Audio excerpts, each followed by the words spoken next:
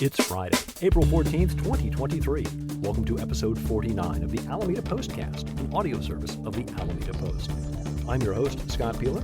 In this edition of the Postcast, AC Transit sets an end date for Line 78 to Seaplane Lagoon. EB Mud takes a major step to secure the island's water supply. The City Council is set to discuss tenants at Alameda Point. Alameda High triumphs in the Willie Stargell Tournament.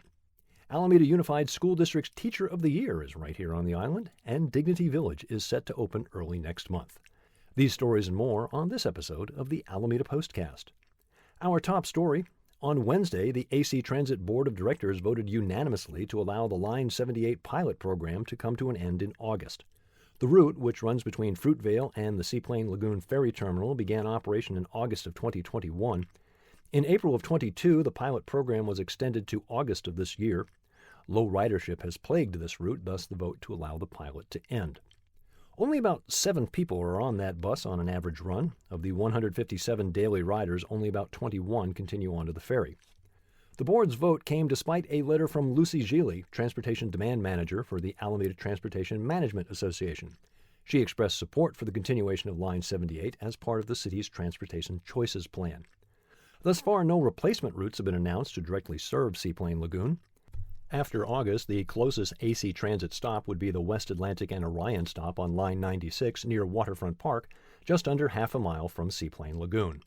It should be noted that AC Transit is beginning the process of a complete route overhaul expected to be completed in 2024.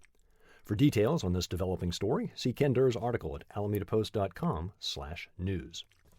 What's 3,000 feet long, 32 inches in diameter, and was just installed under the estuary? If you said EB Mud's latest water transmission line, go to the head of the class. You may have seen this pipe above ground along Marina Village Parkway. It's all part of the ongoing effort to bring Alameda's water infrastructure up to date and making it less susceptible to earthquake damage. At 160 feet beneath the estuary, this pipe is far more protected than the cast iron pipe it replaced. That pipe dated back to the 1940s. Ensuring the safety of Alameda's water lines is important for one reason you might not think about. We don't have reservoirs on the island and therefore are completely dependent on water being piped to us. This pipeline is first in a series of replacements that have been in the works since 2014. Alameda has been served by 4 aging lines that will eventually be replaced by 3 upgraded lines.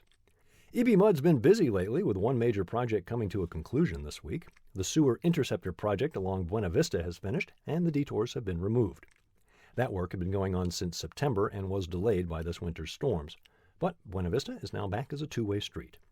For details on the pipeline and a look at future projects, visit alamedapost.com/news. This coming Tuesday, April 18th, the City Council will meet in closed session to discuss leases for 4 locations at Alameda Point. One of the potential tenants has raised a few eyebrows. We'll save that one for last. Medical device manufacturer Science is in negotiations to lease Building 11 located near the intersection of Monarch and West Tower. The company specializes in creating novel medical devices that incorporate the latest microchip technology and gene therapy. One of those devices is called Science Eye. It can be implanted inside the eye of patients suffering from macular degeneration. 2 of the other leases are for pier space. The San Francisco Bay Ferry is looking to expand their footprint near the USS Hornet, possibly in anticipation of the expansion of the ferry fleet. The Hornet itself is involved in the other negotiation. The pier spaces must be leased and not sold, as they are located in state tidelands. The 4th potential lessee is Oakland drone manufacturer Pika, which is in negotiations for the space at Hangar 39, in between Saildrone and Bladium on West Tower. Pika makes cargo drones as well as remote-controlled aircraft designed for pesticide delivery. Their Pelican spray system was recently approved in Costa Rica for the application of pesticides to that country's banana crop. Pika's system is designed to reduce pesticide drift through a more precise application process, but the heavy use of pesticides in banana growing has caused some concern. Environmental writer Richard Bangert explores those concerns as well as other details relating to these lease negotiations at alamedapost.com/news. Congratulations are in order for the Alameda Hornets baseball squad as they triumphed in this year's Willie Stargell Classic. The Hornets went 3-0, defeating Archie Williams, Arroyo, and Bishop O'Dowd. 2023 marks the return of the tournament, which was last played in 2019, and is, of course, named for baseball great Willie Stargell, who played for the Encinal Jets from 1957 to 1959. Willie's old squad went 2-1 for the tourney, with wins over American and Arroyo. Their loss was to Bishop O'Dowd. On the subject of scholastic sports, congratulations to the Lincoln Lions. The middle school boys basketball teams were winners in the Alameda Education Foundation Boys Basketball Championships for Divisions 1 and 2. AEF took over middle school sports from Alameda Unified in 2009. Currently, they offer fall co-ed volleyball, winter girls and boys basketball, and spring track and field. This year's boys basketball season included 9 teams from 7 middle schools: Academy of Alameda, Bay Farm, Encinal Junior Jets, Wood, Lincoln, Alameda Community Learning Center, and NIA. For the tournament wrap-up and a look at what AEF is doing for our students, visit alamadapost.com/features.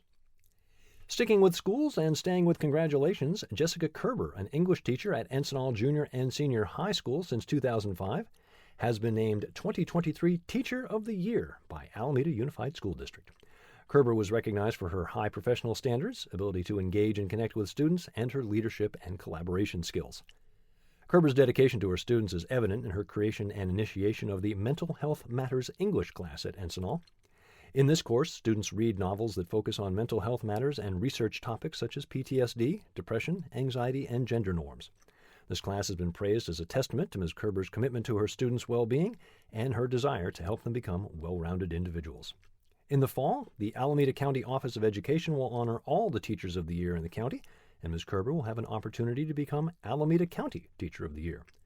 For a deeper look at all that Jessica Kerber does for her students, visit alamadapost.com/news. City of Alameda is hosting a grand opening celebration at Dignity Village on Wednesday, May 3rd at 10 a.m. The public is invited.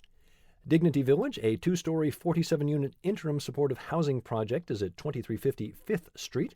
It'll provide shelter for individuals experiencing homelessness or chronic homelessness. For more details and a link to RSVP for the grand opening, see alamadapost.com/news.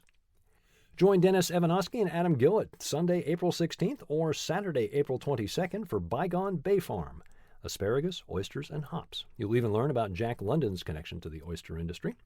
The tour meets at 10 a.m. at Harrington Park on either day. For tickets, visit alamadapost.com/tours.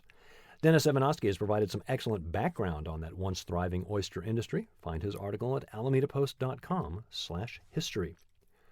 Kudos to Alameda Recreation and Parks for one of the fastest jobs I've ever seen. This week, a large portion of the walkways in Franklin Park were torn up, smoothed out, and completely repaved. Another welcome sign around the Gold Coast, it looks like Marty's on Encinal is in the process of reopening. I spoke briefly with folks working there. The goal is to be open in time for Mother's Day.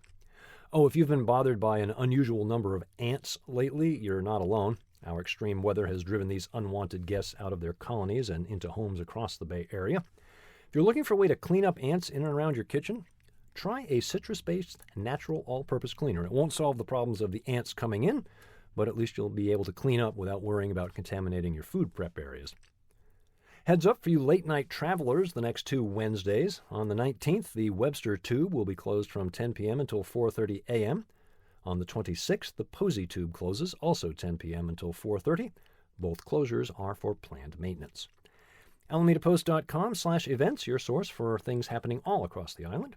Alameda on Camera continues at the Frank Bett Center through May 27th. The official opening reception is tonight, Friday, April 14th. Altarena Playhouse continues their run of Ruthless the Musical through April 30th. ARPD Spring Shindig is Saturday, noon to 3 at Alameda Point Gym and Field. Saturday from 3 until 5, attend the in-person workshop discussing the future of DePave Park and learn how the former Naval Airfield will be converted into an ecological park for all to enjoy. If you can't make it in person, there will be a virtual workshop on Wednesday, the 19th. Be sure to make AlamidaPost.com/events your go-to source for island events. And thank you for supporting local news for Alameda. You can find details on how you can further support us at AlamidaPost.com/memberships. Remember, you can also find us on Facebook, Instagram, YouTube, and Mastodon. And we also have our very own subreddit on Reddit. Find the Postcast wherever you get your podcasts, or simply tell your smart device to play the Alameda Postcast podcast. I'm Scott Peeler. I'll be back next Friday with episode 50 of the Alameda Postcast.